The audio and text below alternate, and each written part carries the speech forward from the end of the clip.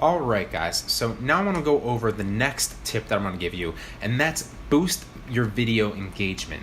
So your engagement can be anything like shares, likes, comments, or potential subscribers. YouTube puts a lot more weight and gives a lot more weight to videos that have more engagement on them. So anything you can do to prompt engagement, like I said, and even dislikes, be honest. A dislike is better than nothing at all. A dislike, YouTube actually sees that as engagement as well. So a little caveat there, most people don't know that. You'll see here 2 people dislike this video, the one that I was going over before with you, and that's actually a good thing, believe it or not. So dislikes, YouTube does not put any weight on those. They're simply, adverse weight. They're not negative. They don't negatively impact your video. In fact, they actually positively impact your video. So the way YouTube sees this is this got, 48 engagement signals potentially, because 46 people liked it and 2 people disliked it. So dislikes can be just as good as likes. That's something to keep in mind. But you want to boost your video's engagement. It's important to understand that the more engagement your videos have overall, whether that's likes, comments, dislikes, shares, whatever it is, or people subscribing on that actual video, because YouTube, takes that into consideration as well. And you can actually go into your analytics and see who's subscribing to what videos. So, see what videos people, are subscribing more to, and then make more content like that. It's something to keep in mind. But videos that have more engagement rank higher on YouTube's platform. This has been shown time and time again. It's been proven. And so the more engagement you can prompt, even if you're not getting that many views, say you only get like 100 views on a video, but you get 30 to 40 likes or 30 to 40 comments, that is going to go a long way to rank you higher in search results and rank you higher in suggested videos, which are both very, very important here in 2018 and going forward into 2019. They're very, very important, and it will also gain you more, traction, because you'll get more views from that, you'll get more subscribers from that, you'll get more watch time from that, and more people coming into your content and more traffic. So get more engagement. I'm going to go through an example of how I get more engagement and how you can use this as well. But ways that I get more engagement are, just to give you an example, I'm going to play this really fast. The way that I call for likes at the end of my videos. So typically after I go through this intro, which I'm going to show you in a second, I call for likes. Go ahead and hit that like button. I really appreciate it. It helps the channel grow. I'm fully transparent. I let my subscribers and my viewers know what I'm looking for, so that they don't have a problem. They don't have an issue going ahead and hitting that like button, because they know that it's genuinely going to help me. It's genuinely going to help the channel, and they feel like they're giving back something. As long as you're giving them a little bit of value, they don't have no problem going ahead, most of them, and hitting that like button. I don't know what a button is. Or commenting down below if you call for that. So I usually call for comments. Toward the end of my video, I ask a question. I don't just say, hey, comment.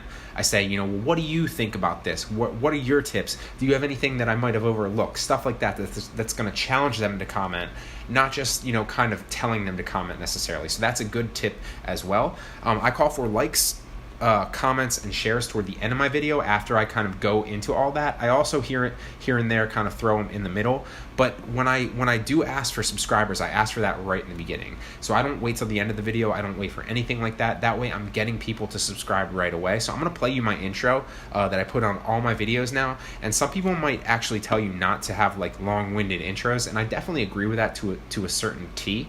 You don't want to, have a long drawn-out intro if it's not, converting well for you. But I've looked at my analytics, and this seems to work, and people not only subscribe, but they watch through this. It's only about 20 to 30 seconds long, which some people might tell you is a little bit longer. So if you want to go ahead and make yours, 10 to 15 seconds or something like that, it's probably a little bit better. I keep mine because it converts subscribers and people to watch, and that's why I keep it. But I'm going to go through, I'm going to put the mic up to it really fast and show you in a second, and then I'm going to stop it and talk about why this actually is a good thing. So here we go. What's going on, guys? It's Brian from BG Media Innovation, and today I want to bring you some great content. If you're new to the channel, it's full of digital marketing tips, e-commerce insights, and really step-by-step how-to content for any aspiring entrepreneur that wants to make money online. So if you're new to the channel, go and hit that subscribe button so you don't miss anything. And with that being said, we're just going to jump right in.